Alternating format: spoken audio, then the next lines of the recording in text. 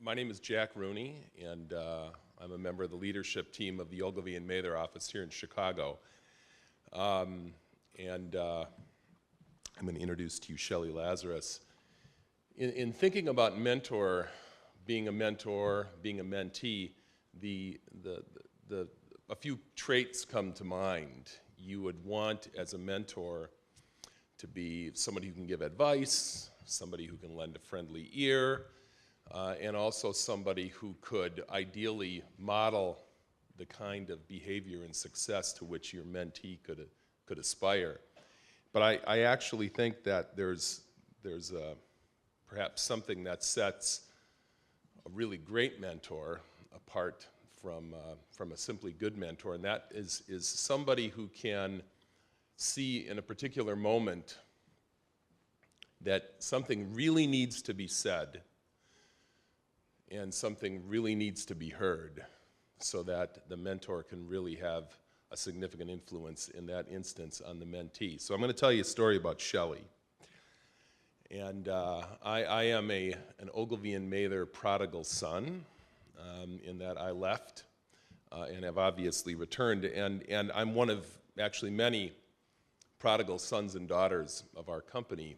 It's actually, I don't know if it's a proud tradition, but it's certainly a tradition of people who leave and come back. And we're happy about the fact that we leave the front door unlocked for most of our departed partners. And I left Ogilvy for family reasons that had absolutely nothing to do with the agency back in 2002. And one of the last people that I spoke with before I left was Shelly. And she was wonderfully gracious and very understanding of the decision that I had made. And the last thing that she said to me was, "You'll be back someday." And I said, well, I'm humbled by that. But obviously when you leave, you don't leave thinking you're going to come back someday. So I became the CEO of Campbell Mithun up in Minneapolis, and I was up there very happily minding my own business. Things were going well. The agency was doing well, and I received a call one day from one of my former partners at Ogilvy, a gentleman by the name of Bill Gray, who said, Jack, we want to talk to you about the notion of coming back. And I said, oh, Bill, I'm up here in Minneapolis, things are going well, I don't really. So I resisted, and he persisted, and so the conversation began, and I continued to resist.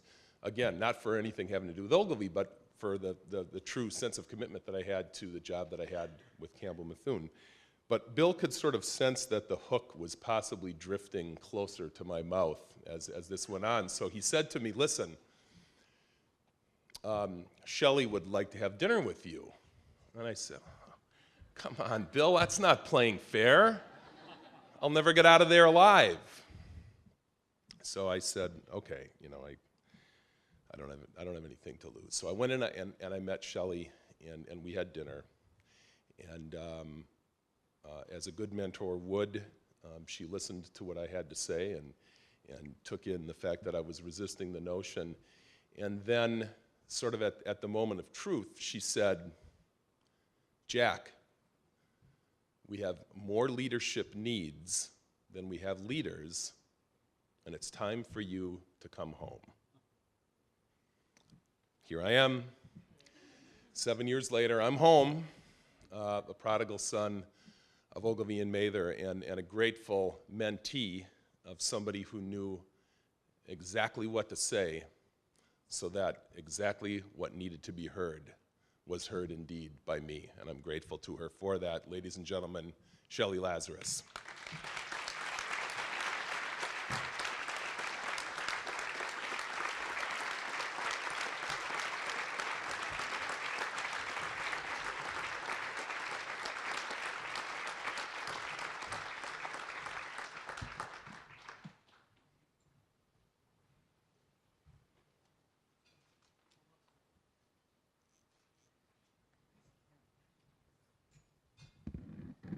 I'm so glad Jack is home.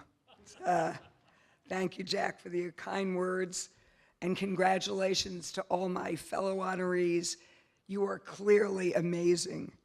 I'm very honored to be standing up here tonight to receive the Planck Center Executive Mentorship Award. But to be honest, I was not familiar with the award until Bill Heyman approached me about it. But as soon as I heard what it was for and the person it was named after, I could not say no. Betsy, I wish I had known you. I feel I know you from tonight.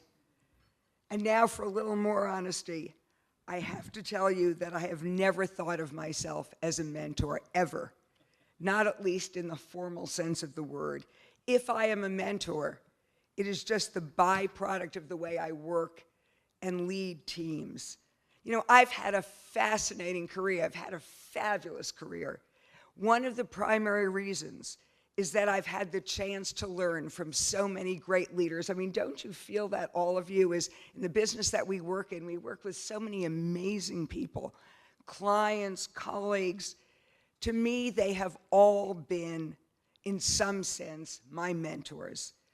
I've always been a keen observer and eager learner.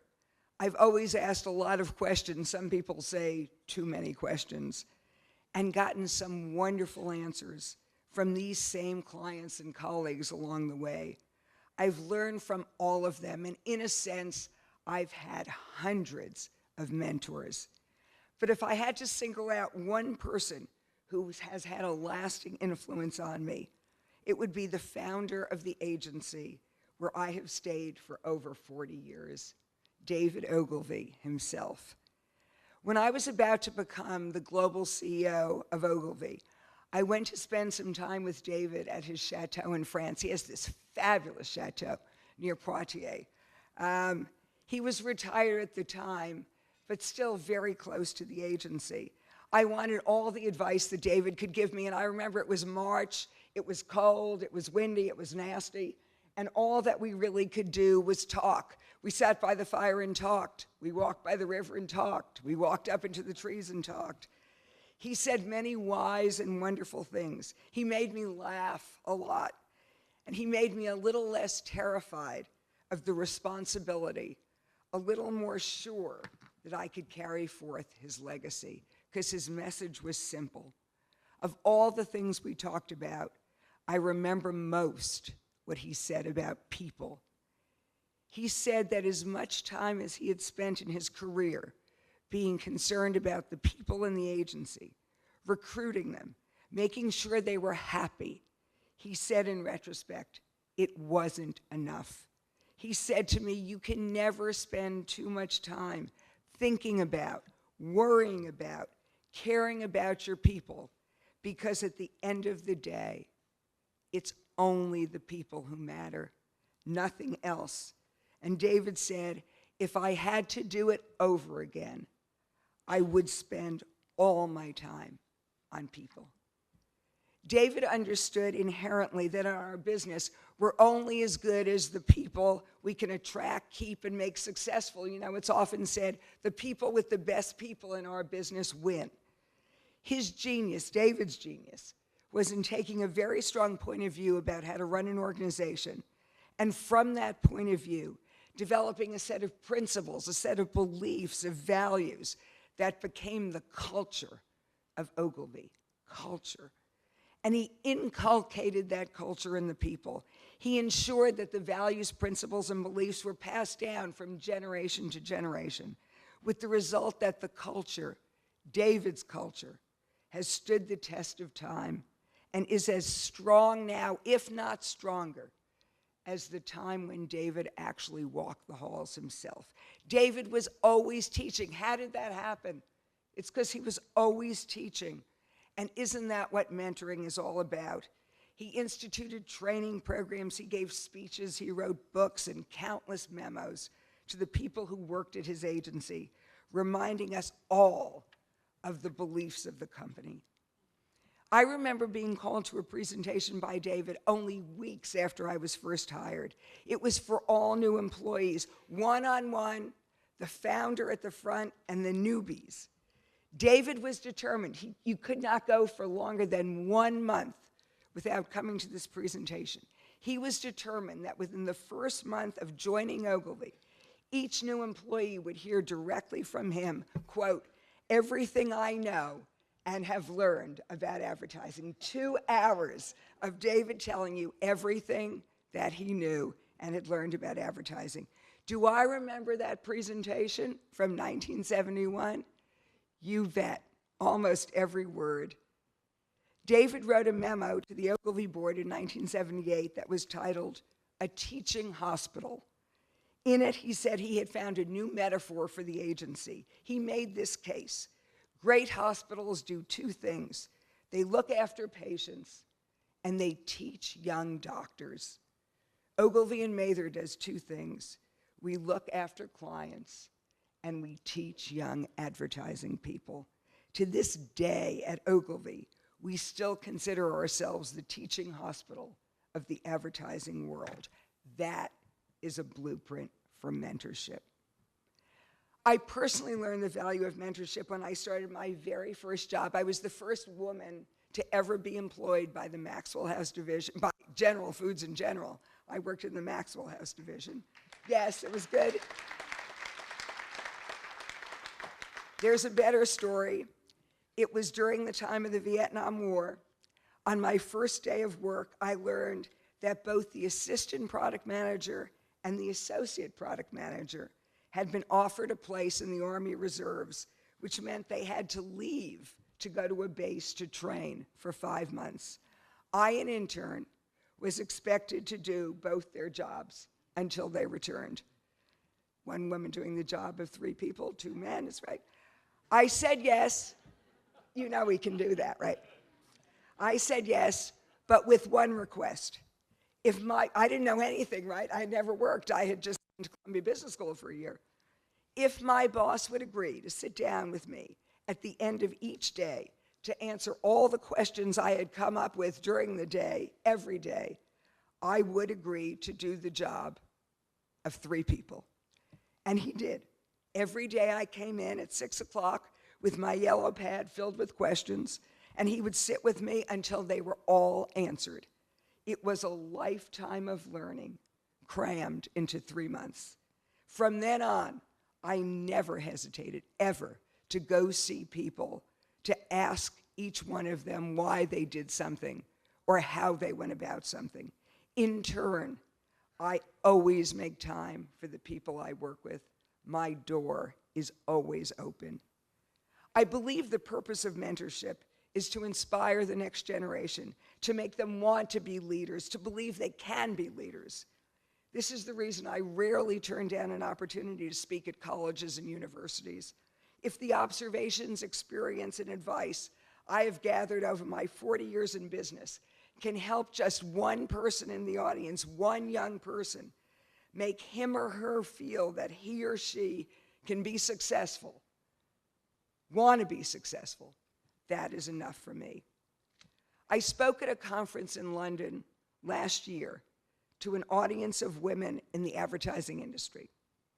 At the end of the conference, as I was walking out the door, actually I was already out the door, I was on the sidewalk about to step into my car to leave, a woman came running up to me. She was literally panting.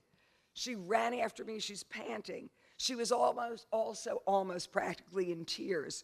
And she said to me, I just want to tell you that you just changed my life. I'm a mother of 2 young children. I was planning to walk into my boss's office. She worked for Leo Burnett. I remember that. I was planning to walk into my boss's office tomorrow morning and quit. It's just too hard. But now, having heard your story and what you said about how to find balance in your life, I've changed my mind. I'm not going to quit. If you can do it, I can do it. I simply hugged her. That was worth the world to me. That, in that moment, was for me the value of mentorship. If being a mentor means nurturing our next generation of leaders, inspiring them to want to be leaders in our fantastic industry, making them want to stay and believe that they can succeed, if that's what mentorship is all about, then I accept this award for mentorship with humility and with gratitude. Thank you very much.